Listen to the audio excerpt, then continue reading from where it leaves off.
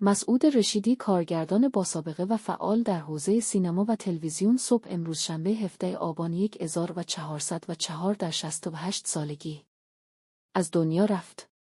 او طی مدتی با بیماری درگیر بود و در نهایت دارفانی را وداع گفت.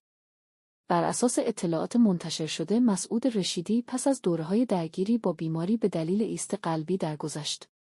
خبر درگذشت او موجب تأثیر جامعه هنری و اهالی سینما شد.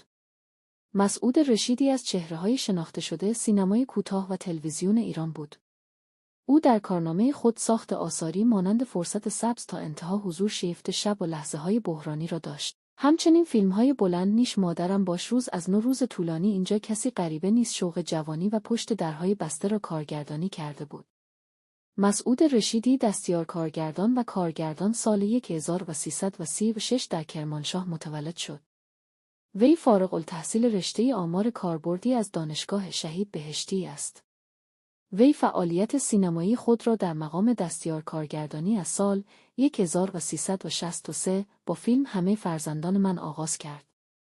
او در عرصه سریال سازی نیز حضور پررنگی داشت. مجموعه‌هایی چون ماجراهای آقای دوستی، روزگاروسل، تنها در تاریکی، باران بهاری، گلریزان، قلب یخی، 7 گنج، شاید برای شما اتفاق بیفتد و شب شیشه‌ای از جمله آثار تلویزیونی او به شمار می‌روند. مسعود رشیدی در سال 1367 دوره پرتلاشی را در عرصه سینما و تلویزیون گذراند و در تولید اثر مهمی حضور داشته است. در سریال ماجراهای آقای دوستی به عنوان کارگردان حضور داشت. شاید یکی از مهمترین بخش‌های بیوگرافی مسعود رشیدی فعالیت در سریال ماجراهای آقای دوستی بوده است. مسعود رشیدی سال 1367 در 31 سالگی سریال ماجراهای آقای دوستی را کارگردانی کرد که توانست خود را میان اهالی فضای تلویزیون مطرح کند. او توانست با فعالیت در سریال ماجراهای آقای دوستی تجربه حرفه‌ای موفقی برای خود رقم بزند و همکاری در کنار بازیگرانی نظیر مهری ودادیان، علیرضا خمسه، روح انگیز مهتدی و پروین سلیمانی توانست سطح کاری او را متحول کند. مسعود رشیدی علاوه بر سریال ماجراهای آقای دوستی سال 1392 در 56 سالگی سریال شب شیشهایی را کارگردانی کرده است. این بار با هنرمندانی چون سید احمد نجفی، کامران تفتی، سارا خوئینی‌ها و مهدی سلوکی همکاری داشت. او در حرفه‌های دیگر نیز فعال بوده است.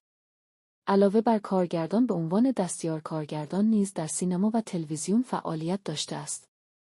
مهمترین اثر مسعود رشیدی در حرفه دستیار کارگردان فیلم هامون است. در 2 فیلم، هامون و بانو، به عنوان دستیار کارگردان در کنار زنده یاد داریوش مهرجویی همکاری کرده بود. اثری که در بیوگرافی مسعود رشیدی بیشترین امتیاز را از مردم گرفته است، سریال ماجراهای آقای دوستی محسوب می شود و اثری که در بیوگرافی مسعود رشیدی کمترین امتیاز را گرفته است، سریال روزگار وصل می باشد.